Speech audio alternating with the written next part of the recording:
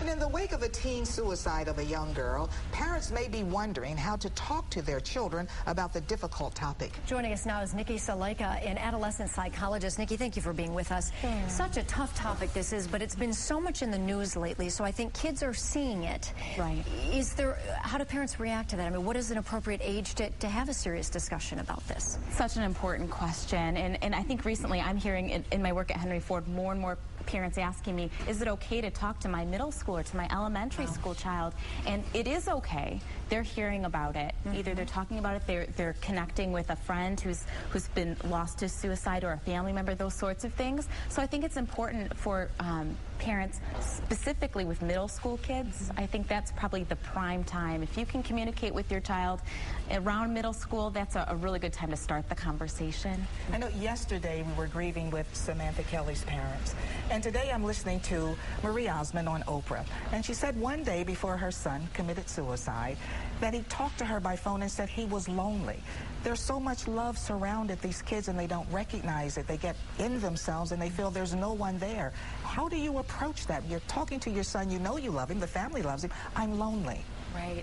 That's the beast of depression. Yeah. You know, there can be a million people in the room and you still feel lonely. And I think that's why it's so critical that parents look for those warning signs and talk early and talk often about how their child's doing, asking direct questions about thoughts of suicide, thoughts of depression, hearing if their friends are going through similar things. Those are great conversation starters. So even if your child is fine, but they're hearing these reports, to say to them, Nikki, when you said talk to them, it's important to stress to them, this is not, if you get in trouble someday to your child, this is not the answer.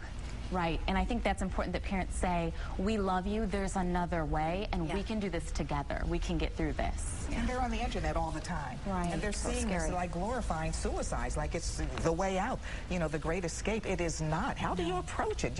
What do you say? Absolutely not, and you're right. There's got to be a way for parents to approach it. And one thing is, a lot of parents are uncomfortable. Yes. They feel like, if I bring up this topic, I'm going to give them ideas, and it's certainly not the case. Okay.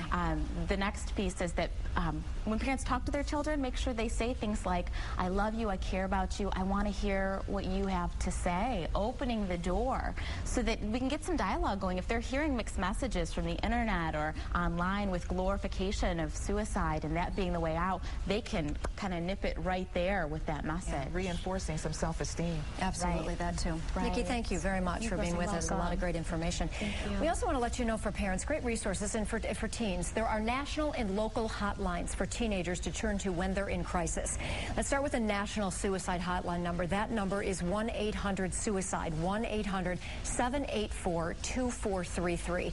Ozone House has a 24-hour teen crisis number. That number is 734-662-2222. And the Common Ground 24-hour-a-day crisis line is 248-456-0909. So all of those numbers that you can use and get some help, but begin the conversation with parents. You can find those numbers as well on our website at WXYZ.com.